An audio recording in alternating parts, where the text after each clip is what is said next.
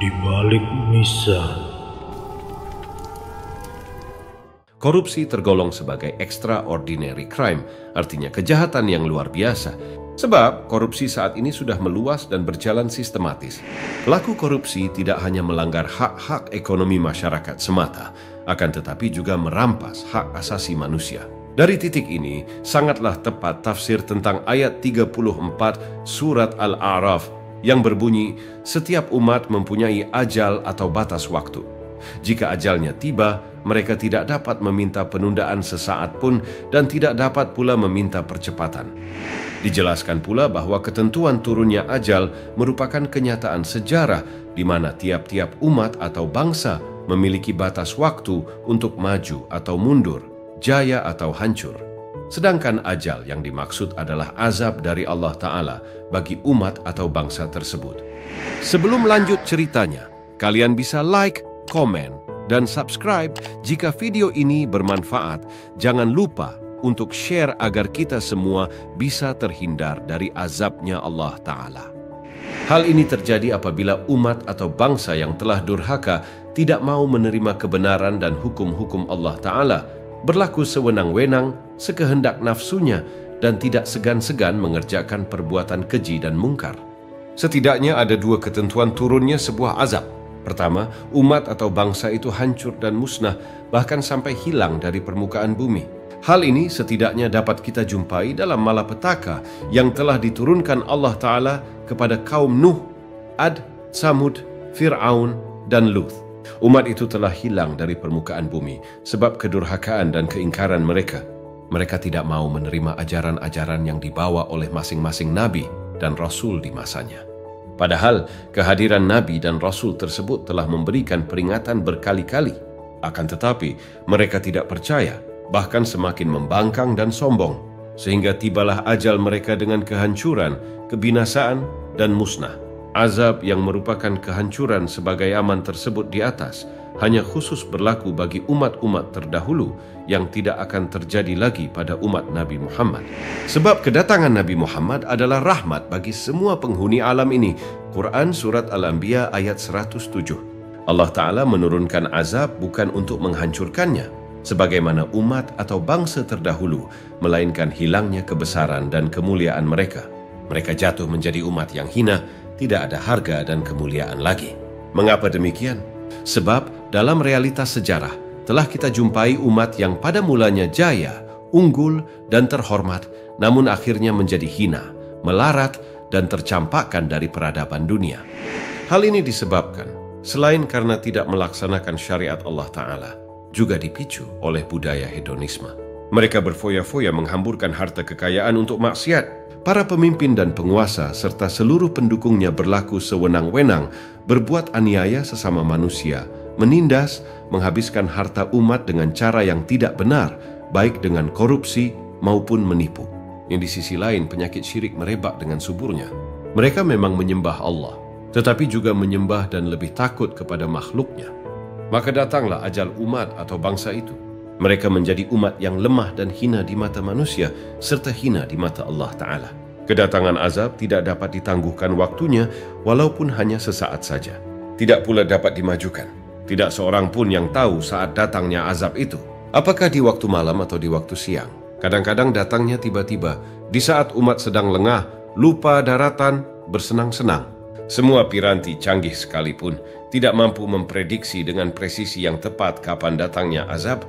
Seandainya diketahui kapan ajal itu akan datang, tentu manusia minta ditangguhkan. Mereka segera memperbaiki kesalahan dan meninggalkan perbuatan keji. Akan tetapi itulah rahasia Allah Ta'ala. Yang bisa manusia lakukan adalah menghindari perbuatan yang mengundang datangnya azab itu. Jangan lupa, dari sekian banyak penyebab turunnya azab Allah Ta'ala, korupsi juga termasuk di dalamnya. Allah Ta'ala mungkin saja akan mempercepat turunnya azab sehingga kejahatan korupsi seketika hilang sampai ke akar-akarnya. Wallahu alam bisyawab. Semoga Allah selalu memberikan kita rizki yang halal dan menjauhkan kita semua dari sifat serakahnya di dunia. Amin amin ya rabbal alamin. Wassalamualaikum warahmatullahi wabarakatuh. Di balik misa. Harta warisan yang disalahgunakan seperti halnya dijadikan rebutan atau memakan harta warisan saudara kandung akan mendatangkan suatu perkara yang dapat menyebabkan hubungan antar saudara menjadi renggang. Kurangnya pemahaman mengenai hukum waris secara Islam juga dapat memicu seseorang untuk berbuat serakah, yakni ingin menguasai harta warisan. Lantas, apa hukum orang yang serakah terhadap harta warisan? Sebelum lanjut ceritanya, kalian bisa like, komen, dan subscribe jika video ini bermanfaat. Jangan lupa untuk share agar kita semua bisa terhindar dari azabnya Allah Ta'ala. Seperti yang kita ketahui, dasar utama hukum waris ialah Al-Quran. Selain Al-Quran juga ada As-Sunnah dan Ijma'. Dalam Al-Quran terdapat ketentuan yang telah mengatur pembagian warisan secara adil antara saudara kandung, laki-laki, dan perempuan. Bahkan terdapat beberapa ayat Al-Quran yang membahas tentang pembagian warisan, salah satunya dalam surah An-Nisa ayat 7, yang artinya, bagi orang laki-laki ada hak bagian dari harta peninggalan ibu bapa dan kerabatnya, dan bagi orang wanita ada hak bagian pula dari harta peninggalan ibu bapa dan kerabatnya, baik sedikit atau banyak menurut bagian yang telah ditetapkan. Quran Surat An-Nisa ayat 7. Dalam ayat tersebut secara gamblang dijelaskan bahwa pihak laki-laki maupun perempuan memiliki bagiannya masing-masing, baik sedikit atau banyak harta yang sudah ditetapkan.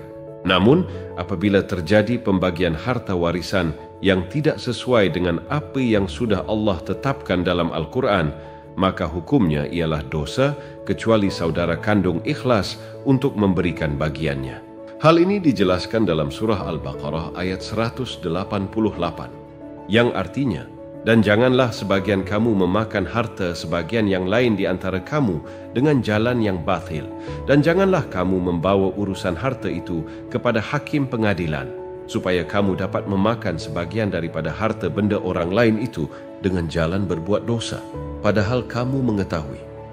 Quran Surat Al-Baqarah ayat 188.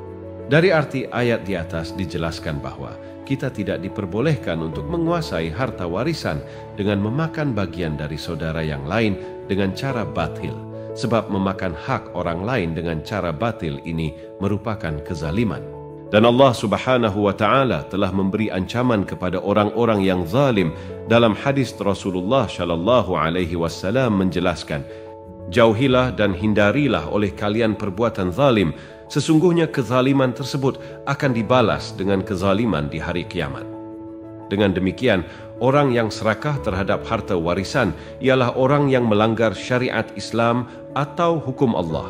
Maka, dari penjelasan di atas, dapat pula disimpulkan bahwa hukum orang yang serakah terhadap harta warisan dalam Islam adalah tidak dibolehkan, karena serakah termasuk ke dalam perbuatan dosa yang mendatangkan kezaliman. Dan balasan orang yang zalim di akhirat kelak adalah dimasukkan ke dalam neraka.